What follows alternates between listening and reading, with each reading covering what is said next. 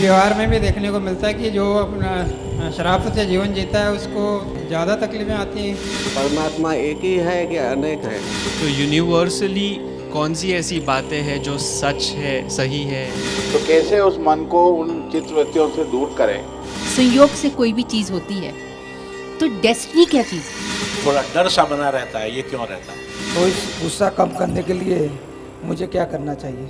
एक चीज़ है, क्या भगवान का कोई अलग से भी अस्तित्व है? मतलब हर मनुष्य के अंदर भगवान है, इसके अलावा भी भगवान कोई है? आत्मा परमात्मा में मिलेगा ऐसा बोल, तो फिर ये स्वर्ग और नर्क बीच में कहाँ से आया? ऐसे कितने ही प्रश्न हमें उलझाते हैं। क्या कोई भी नहीं जो हमें इन उलझनों से छुटकारा दिलवा सके?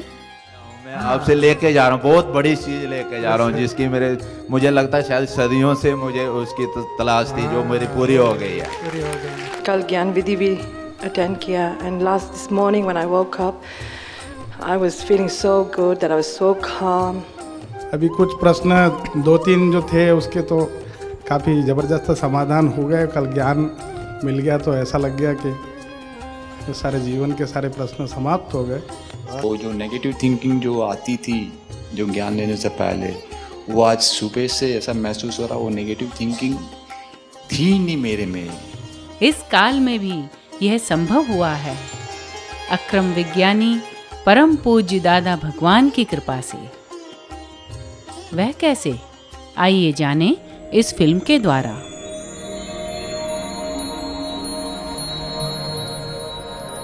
विज्ञान शाश्वत सुख का।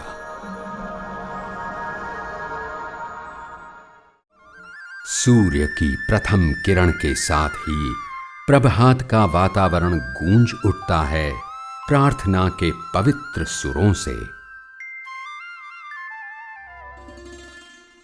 हम सभी का ध्येय है समस्याओं बिना का शांतिमय सुखमय जीवन। परंतु सुख यानी क्या? वो मेरा मन चाहा जो मुझे मिले वो मेरे लिए सुख है। बच्चे अच्छी तरह पढ़े, माता पिता से अच्छा ऐसा सपोर्ट मिले, किसी भी मंदिर में जाकर मन को एकदम शांति मिलती हो, ऐसा है। कुछ वस्तुएं हैं उतनी तो चाहिए, सपोजिंग व्हीकल्स है, क्लोथ्स है, और एंटरटेन के लिए जितनी भी चीज़ें वो अपना जो अपने परिवार को संभाले करे और उसे उसमें खुद को संतोष हो। तो ऐसा मानना है कि माँ बाप की सेवा करने से अधिक दूसरा कोई सुख नहीं। सारे दिन काम में व्यस्त रहकर जो सुख मुझे मिलता है वह सुख मेरे लिए बड़ा। जीवन में सुख और शांति की प्राप्ति के लिए हम पुरुषार्थ करते हैं उपार्जन की विभिन्न प्रवृत्तियों के द्वारा,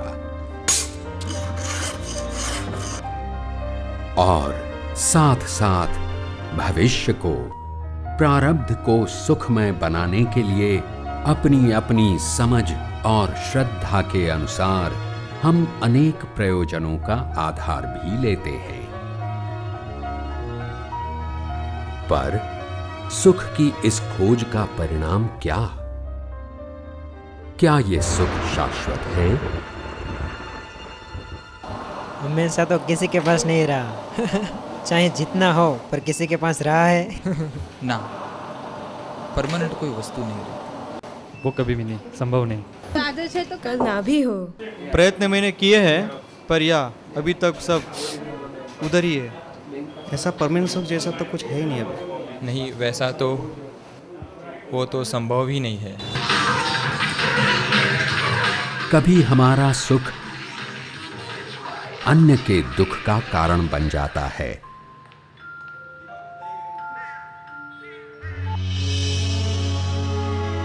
तो कभी हमारा फायदा दूसरों के लिए नुकसान भी हो सकता है।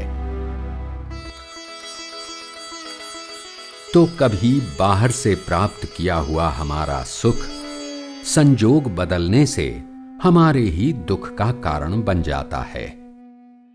फिर भी जाने अनजाने जीव मात्र में शाश्वत सुख पाने की लालसा स्वभावतः होती ही है। क्या ऐसा शाश्वत सुख संभव है? ऐसा सुख जो आने के बाद फिर कभी जाए ही नहीं और जो सबके लिए एक सा ही हो। ऐसा शाश्वत क्या है जिसमें से शाश्वत सुख प्राप्त हो सकता है? तो फिर जिसे सुख दुख की अनुभूति होती है वो कौन है? निरुत्तर रह जाते हैं ऐसे अनेक प्रश्न, बिना समाधान की रह जाती हैं अनेक शंकाएं। और फिर सुख दुख तो जीवन का एक हिस्सा है, ऐसा हम स्वीकार कर लेते हैं। परंतु जो तर्क और दलील जानते हैं, ज्ञान और विज्ञान को ही मानते हैं, वे किसी भी खोखले अर्थघटन से संतुष्ट होने के बदले हर एक परिस्थिति में आनंद से रहने का विज्ञान समझने का प्रयत्न करते रहे, हर एक कालचक्र में। कितने ही उसमें सफल होकर पूर्णत्व को प्राप्त कर सके और जगत को भी ये मार्ग बताते रहे।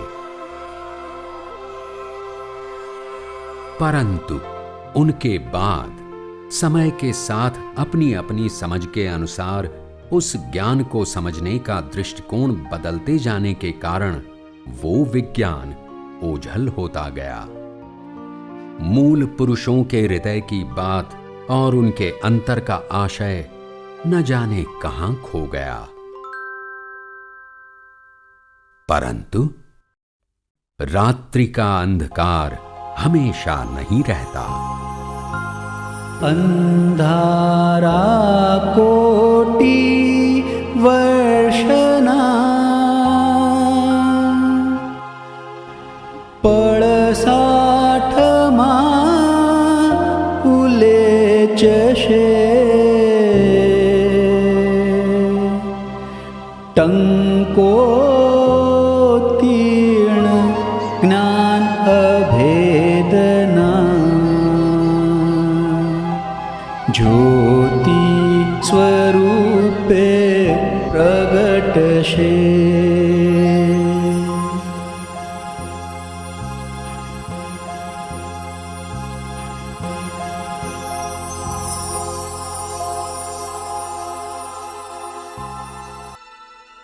क्यों बेटा, नींद नहीं आ रही? माँ, खटमल काट रहे हैं, आपको नहीं काटते? हाँ, काटते हैं ना। तो फिर उन्हें मार क्यों नहीं देते?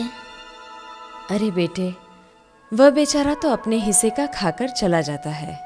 वह थोड़ी ही बर्तन लेकर मांगने आता है कि कुछ दे दो माए बाप। अब आया है तो खाकर ही जाए ना। पर हमें काटे तो?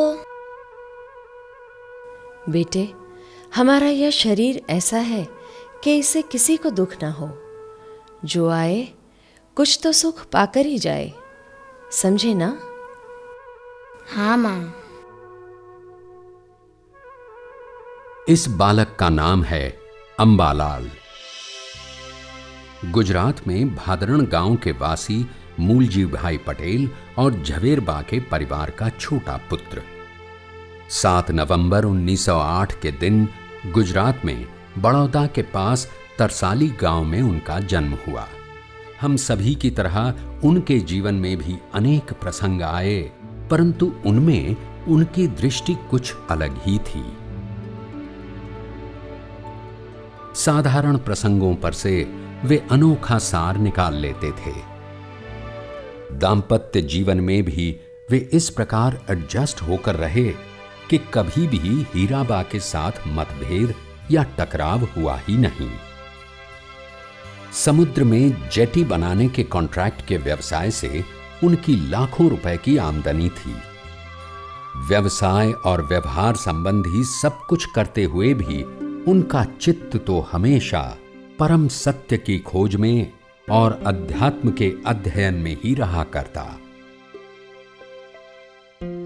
निरंतर अंतर में ऐसा ही मंथन चलता रहता कि ये दुनिया किस आधार पर चलती है इसका कर्ता कौन है? ऐसे अनेक प्रश्नों का सार वे वैज्ञानिक रीति से खोजते रहे। ऐसे में 1958 में जून महीने की एक शाम का लगभग 6 बजे का समय, भीड़ से भरा सूरत का रेलवे स्टेशन, प्लेटफॉर्म नंबर 3 की बेंच पर बैठे अंबालाल ट्रेन की राह देख रहे थे।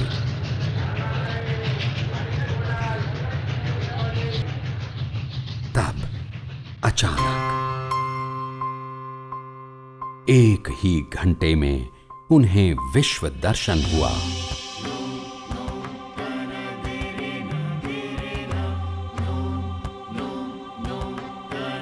तमाम आध्यात्मिक रहस्यों का संपूर्ण स्पष्टीकरण मिला। विश्व की तमाम वास्तविकताएं अनुभव में आईं।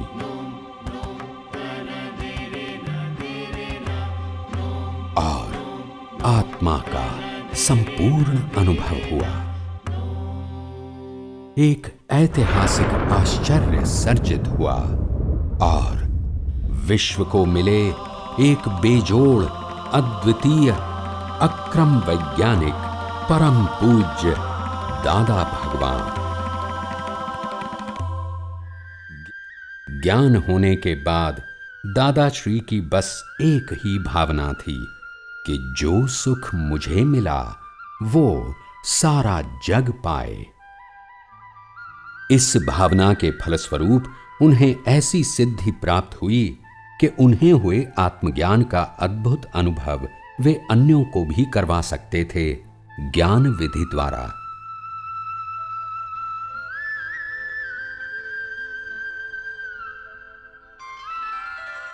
ज्ञान विधि एक ऐसा वैज्ञानिक प्रयोग है जिससे मात्र 2 ही घंटों में मैं और मेरा, यानी आत्मा और अनात्मा के बीच का भेद अनुभव में आता है। उसके बाद जीवन में इस ज्ञान की समझ हाजिर रखने से आधि व्याधि उपाधि में भी निरंतर समाधि रहती है।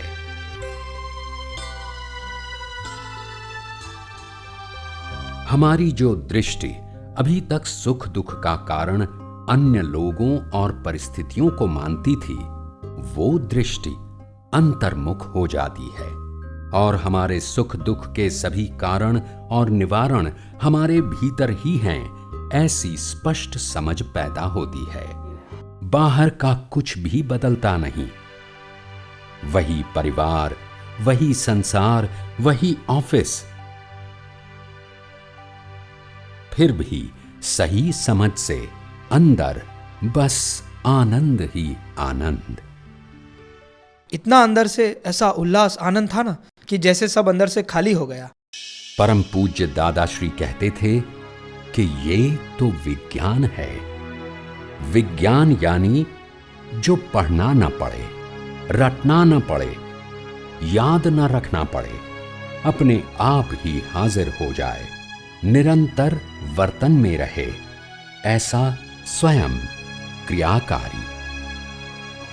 4 साल पहले ज्ञान लिया था। पहले मुझे बहुत अहम भाव था, घर में भी अहंकार रहता था, मैं हूँ, ये है, सब है। लेकिन ज्ञान लेने के बाद क्रोध कम हो गया है। वे हमेशा कहते थे कि मैं जिस रास्ते पर चला, जो अनुभव मुझे हुआ, वही रास्ता आपको बताता हूं। क्योंकि विज्ञान का तरीका एक ही है। चाहे कोई भी प्रयोग करे, पर तरीका सही हो तो परिणाम एक सा आना ही चाहिए।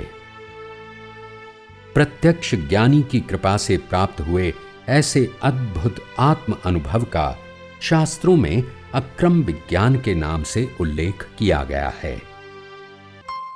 क्रमिक मार्ग यानी क्रमशः सीढ़ी दर सीढ़ी ऊपर चढ़ना, और अक्रम मार्ग यानी लिफ्ट मार्ग, शॉर्टकट। वो सब हमने देख के बोला था, कोई शास्त्री की बात नहीं बोलता। हम देख के बोलता है।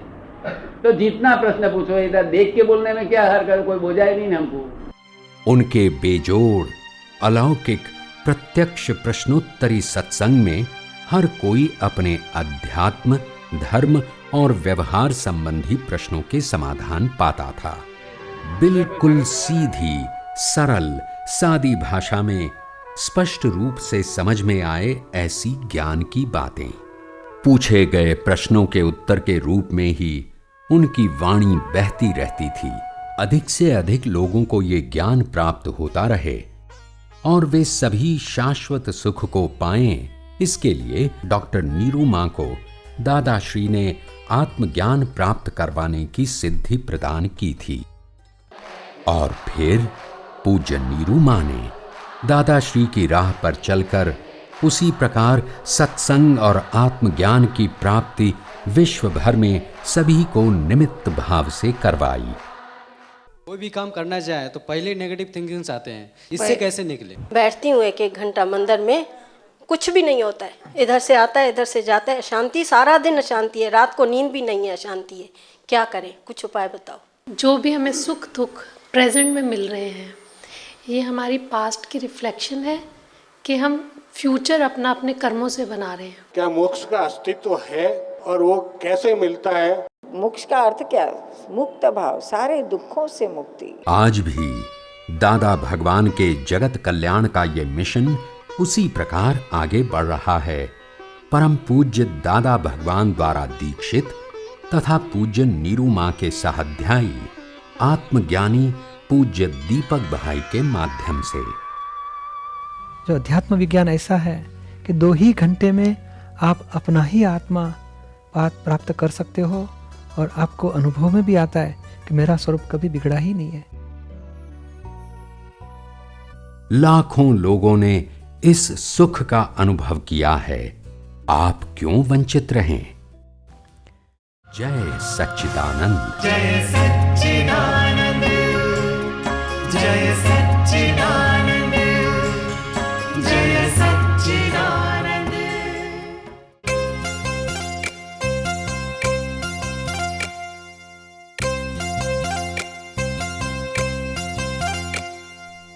अब हम सभी जान गए हैं, हम सब के लिए शाश्वत सुख का यह मार्ग आज भी खुला है। इस ज्ञान को प्राप्त करके और विज्ञान को समझकर अनेक परिवारों का जीवन सुखमय हुआ है। सतत ज्ञान के परिचय में रहा जा सके, इस हेतु से भारत में और विश्व के अनेक देशों में सत्संग सेंटर्स हैं, जहाँ पर नियमित सत्संग होते हैं।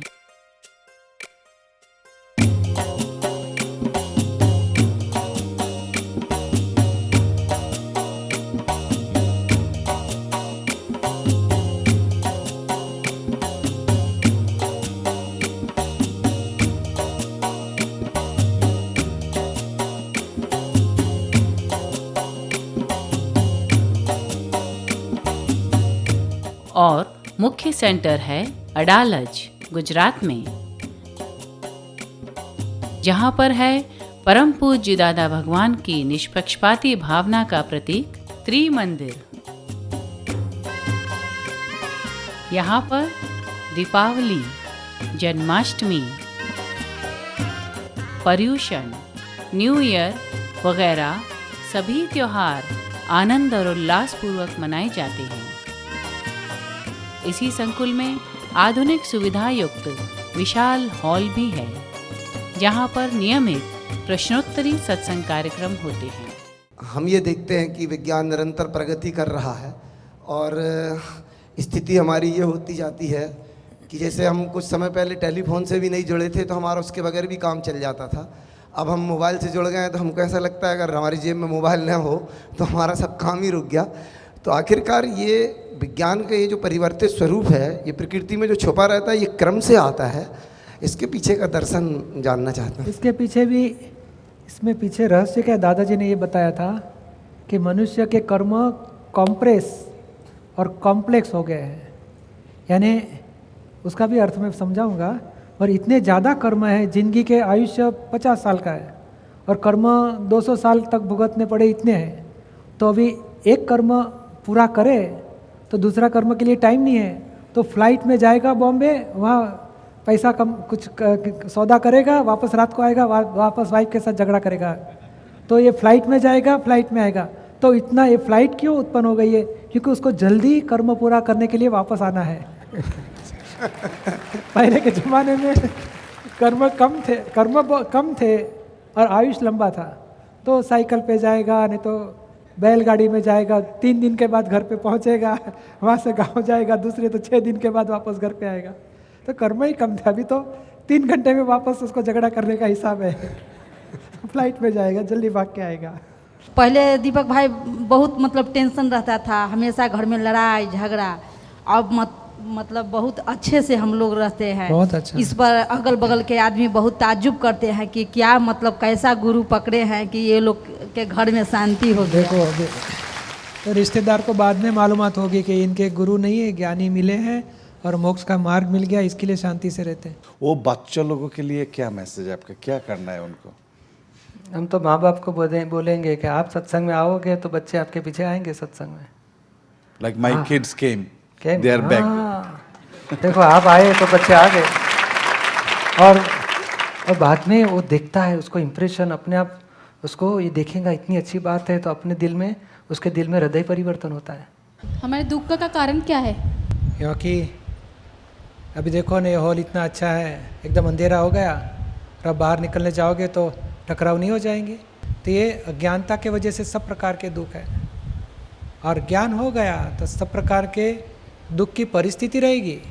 वही कुर्सी है, आदमी लोग है, इधर उधर सब ऐसे के वैसे ही रहेगा, पर हमारे पास प्रकाश है तो हम किसी से टकराएंगे नहीं, मतभेद नहीं हो जाएगा, हम बाहर निकल जाएंगे।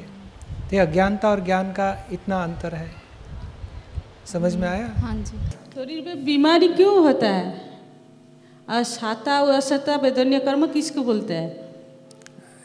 बीमारी और रीपेमेंट है। रीपेमेंट समझ में आता है? बैंक में से 10,000 लिया तो बैंक कोई मुफ्त देती है 10,000, वो ब्याज के साथ वसूल करेगी। तो ये पुद्गल जड़ तत्व है, जो शरीर पुद्गल तत्व बोला जाता है।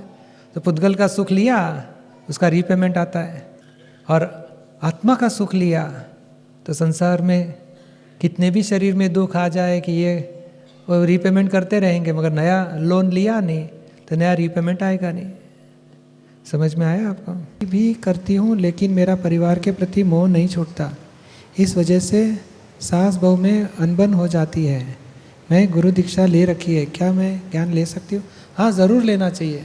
ये निगेटिव जो दिखता है साहू जी को, जैसे मैं कुछ बोलता हूँ तो इनका क्या है, तर्क देने की जो सामर्थ्य है इतनी ज़्यादा है, हाँ, तो कि उसके सामने ना हम लोग कुछ नहीं बता पाते, समझा नहीं पाते। तो यहाँ पूछो ना, तो वही यहाँ आपको चांस है। क्या है कि दवाई आप डॉक्टर के पास से लेते हो और आपको अच्छा हो गया, तो वही दवाई आप उसको देना ज़रूरी है कि आप डॉक्टर को मिला देना ज़रूरी है? नहीं, इसीलिए मैं आपके पास लेके आया। हाँ, और सौंप दो, इनके जितने भी प्रश्न हैं आप लिख दो और यहाँ दे दो। डॉक्टर जी, इनको इतनी तकलीफ हो जाती है, इनकी ये दवा दे दो, दे देंगे यहाँ से दवा। दादा भगवान की बहुत बड़ी केमिस्ट की दुकान है, सबके लिए दवा मिल जाएगी। दूसरा, ऐसी घटना घटित हो गई थी, अगर आपके द्वारा दिया गया ये ज्ञान हाजिर नहीं होता तो शायद मैं इस जगह पर आज नहीं होता। बहुत बड़ी दादा की कृपा है कि जो बात आपकी मैं टीवी में सुनता हूँ मेरे अंदर ऐसे सेट हो जाती है और वो वर्तन में भी आ जाती है। तो बहुत बड़ी कृपा है कि मेरे को ये समझ में आ गया और उस कर्म को ऐसे समभाव से निपटारा हो गया। मेरे अंदर से आज भी इतनी शांति है, इतना बड़ा उदय में आ गया था। ये बहुत बड़ी इस ज्ञान की कृपा है। तो ये ज्ञान जो मेरे को मिला है, मैं सब भगवान से विनती करता हूँ ये सबको ऐसा मिले और ये मैं भी निमित्त बनूँ कि ये ज्ञान और दूर दूर तक फैले। बहुत अच्छी बात है। जय सच्चिदानंद। आपका सत्संग सुनना शुरू किया तब से ऐसा लग रहा है जैसा हमें जो होना था वो सब कुछ मिल गया।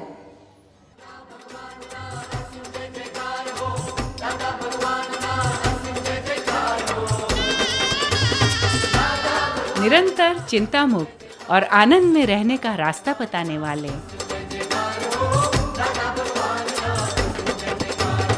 जीने की नई दृष्टि और नई राह दिखाने वाले। राग भुला ने द्वेष भुला, पाप तणो व्यापार भुला। सहज सरल हंसते हंसाते समाधान देने वाले। सड़ गेलो संसार भुला, सड़ गेलो संसार भुला। इस ज्ञान और सत्संग का जिसने भी अनुभव किया है उसे यह भावना हो ही जाती है कि सभी को यह प्राप्त हो।